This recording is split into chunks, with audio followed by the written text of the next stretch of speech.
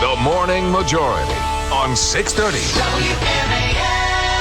7:07 on the Morning Majority. Good Tuesday morning to you. Brian Neiman, Matt Lewis from the Daily Caller in this morning. Thanks for coming in, Matt. Hey, thanks for having me. Great to have you here. A.B. Stoddard joins us now, columnist, associate editor of The Hill. Good morning, A.B. How are you? Well, glad to be with you. We've had a couple of days now to digest what happened over the weekend and the big deal that was made on Friday. A lot of speculation that Speaker Boehner certainly comes out of here looking the best. But I saw on the Hill on your website this morning that most Democrats are happier. Or Democrats are happier with the deal than Republicans are. So, in the end of the day, who really makes out the best in the deal that was struck on Friday? Well, I think politically Republicans do, because they continue to draft temporary spending measures throughout the process to keep the government running. John Boehner has learned from his many years and many battles in the Congress from the mistakes of obviously the Gingrich era and the previous shutdown, about looking like you're contemptuous of governing, and he I thought really charted the right course and really made the Republicans appear to be governing all along and appear to be attempting to keep the government running at all times and to be serious about that commitment. Democrats seek cooperation. Republican voters, when polled, wanted the Republicans to stick to their guns a little bit more. But ultimately, John Boehner knows that spending cuts signed into law are real spending cuts, and spending cuts on press releases don't go anywhere. Right. And also, obviously, risk independent voters and other political pain. So I think that I think the Democrats coming out of this little $38 billion fight and heading in to these other fights are probably going to find, at least the left of the Democratic Party, much frustration as Obama moves to the center and really has to concede deeper cuts along the way. And it looks like he's ready to do that, and that will be okay with Democrats in the middle, but I think it'll be very hard for Democrats on the left. Let's talk about the debt ceiling then. How do you see that? Is that the talking point has been that averting the shutdown was the easy part, that the debt ceiling is going to be a lot tougher?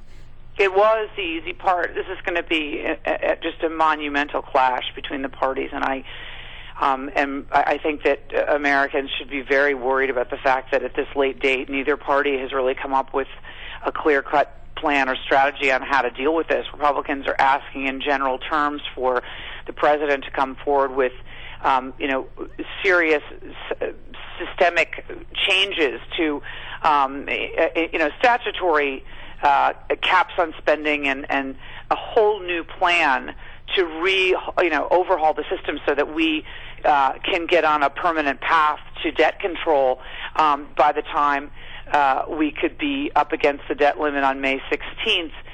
Congress is leaving soon for a 2-week recess at spring break, and then you have the president coming out this Wednesday with a not too specific plan to come to the table, is basically what he's going to say, and he's going to endorse some recommendations from his debt commission and from the gang of 6 senators, the bipartisan group working right now on some kind of plan that isn't even yet ready. So neither party is actually ready with their clipboard at the table here, and the debt ceiling debate can be pushed past May 16th, but not no later than July 8th, and it's going to be it's literally going to change the way our government runs and the shape and size of it, and it's something that I really wish people were working on around the clock right now. Well, I was going to ask you, can Republicans get more?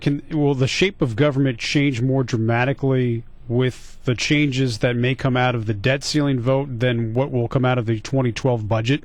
That's what I think, because I think that up against that incredible deadline and of such great import, you're going to move the president and the Democrats more than you would with, the Paul Ryan budget is going to pass the House, not going to pass the Senate, it's not going to become law. So the budget battle is going to be much more of a give and take the debt ceiling vote is really where I think Republicans will be able to hold the Democrats hostage, because traditionally the president in power has to come up with those votes, and Republicans voted in 2006 to increase the debt ceiling to help Bush out, and now you have the onus on the Democrats to come up with a lot of votes, since a lot of Tea Party freshmen have already declared publicly they're not going to vote to increase that. You brought up the Gang of Six, and it's something that isn't getting a lot of attention, I don't think. Tom Coburn, I know, is a part of that. Mark Warner, and it's Democrats and Republicans in the Senate side. Apparently, they're going to unveil a plan about the debt reduction in the next couple of weeks. And I know the president's going to unveil his latest plan tomorrow. And, of course, we have the Paul Ryan proposal, or the Ryan Doctrine, as I like to call it. What's the most significant of those three? Is it the Gang of Six? Is it the Ryan, or is it the president's plan? Well, again, Paul Ryan's plan is extremely ambitious and bold, and obviously quite controversial, because it changes Medicare and Medicaid so much. But it's not going to become law, and it's not going to pass the Senate. A bipartisan plan that looks at finding new revenue from an overhaul of the tax code, and also dealing with all three of the entitlement plans programs is probably more likely a bipartisan blueprint that could end up becoming law. The president, unfortunately, is going to come out and back the efforts of the commission and the goals of the commission's plan, as well as the Gang of Six plan. But the Gang of Six did not know that the administration was planning to come out and endorse their plan. They don't have a plan ready. They are afraid that if they come out with a plan this week so closely tied to the president's speech, it will become the Obama plan, and therefore repel Republican support instead of attract it. And now they're saying they really won't be ready with something until May, and we're pushing up against that debt ceiling vote. So it looks a little bit of a mess right now. Hey, AB, let me ask you about Mitt Romney. He announced the exploratory committee yesterday. What did you think of the announcement, and what about the timing it to coincide with the 5-year anniversary of Romney Care? Was that smart or stupid? That's so interesting. I really was stunned about the timing. There must be some method to the madness there that we don't yet understand, but I was very surprised. I think it attracts more attention to the 5-year anniversary than the Democratic press releases that would just be coming out anyway. I just don't. Do they not realize it? Was it just an oversight? Oh no.